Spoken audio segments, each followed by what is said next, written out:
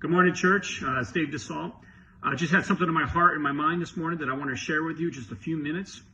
I've been doing a lot of reading and researching, spending time with God the last couple of weeks during this time of isolation and separation from our church family and our loved ones, and reading a book right now by Jocko Willink called Leadership Strategy and Tactics.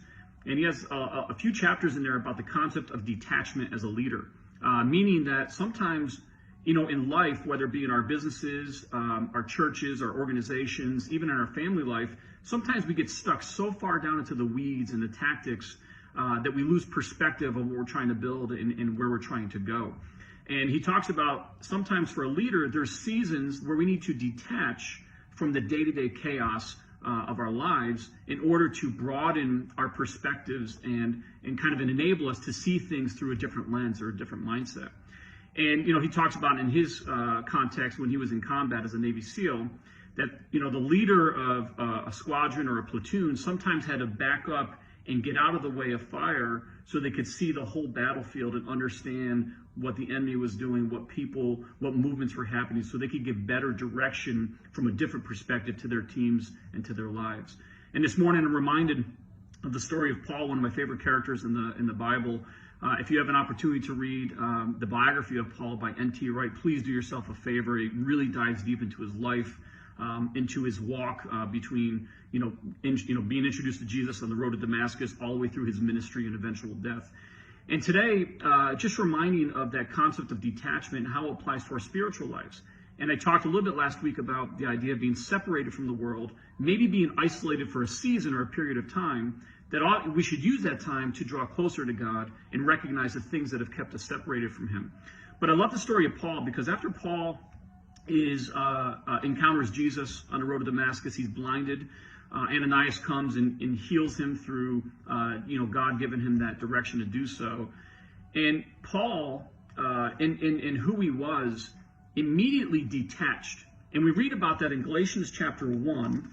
It says, starting in verse 15, it says, "But when it pleased God, who separated me from my mother's womb and called me through his grace, to reveal his Son in me, that I might preach him among the Gentiles, I did not immediately confer with flesh and blood." Listen to that carefully. When God revealed himself to him through the person of Jesus Christ, he did not, and he knew his calling was to preach to the Gentiles. He was being brought from a very passionate Jewish man who was trying to end the way of Christianity, and he knew that he was going through a new calling, and God was calling him to a new season, a new destiny, a new pathway in life. It says in the word that he did not immediately confer with flesh and blood. And oftentimes I think we do that. We immediately feel like God's given us a call, or we have a destiny, or we have a desire to do something. We immediately confer with our loved ones and the people in flesh and blood to decide whether or not that's of God or not of God. But Paul says, immediately I did not confer with flesh and blood, nor did I go up to Jerusalem to those who were apostles before me. He didn't go to his leadership. He didn't go directly to his leadership, but I went to Arabia and returned again to Damascus. And it says this in verse 18. "Then after 3 years, I went up to Jerusalem to see Peter and remained with him for 15 days.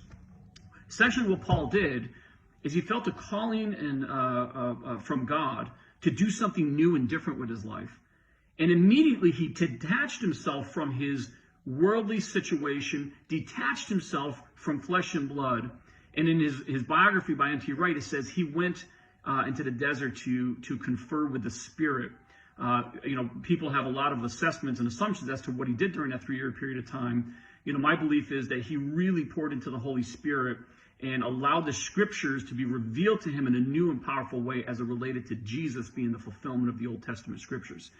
And sometimes I want to encourage you today that during this time, use this opportunity to detach from the world, to detach from our craziness and chaos of life, and to confer with the Holy Spirit and to ask God during this time, what do you want to show me? What do you want to reveal to me? What calling, purpose, and destiny do you want to, enact inside of me? And what do you want to bring to life in my spiritual life? So when we get through this pandemic, when we get through this trial and this tribulation, I could be a person like Paul who steps into a new calling and a new destiny. So oftentimes I think God can use these valleys, he can use these separations, he can use these seasons of isolation to draw us closer to him. And on a very mental and physical state, I would say detach from the world and use this time to confer with the Holy Spirit, just as Paul did. And Paul came out of that 3-year season with an ingrained calling, with a destiny, a pathway, and a purpose that allowed him to change the face of this world in a very dynamic way. So I want to encourage you today, detach, use this time to draw close to God, journal what God is speaking to you, dig into the scriptures, and use this time to broaden and change your perspective on your life, on the life of your family, on the life of your spirituality as it relates to your calling in the world. God bless you. I love you dearly. I hope and pray that everyone is safe, healthy, and happy. Have a phenomenal week.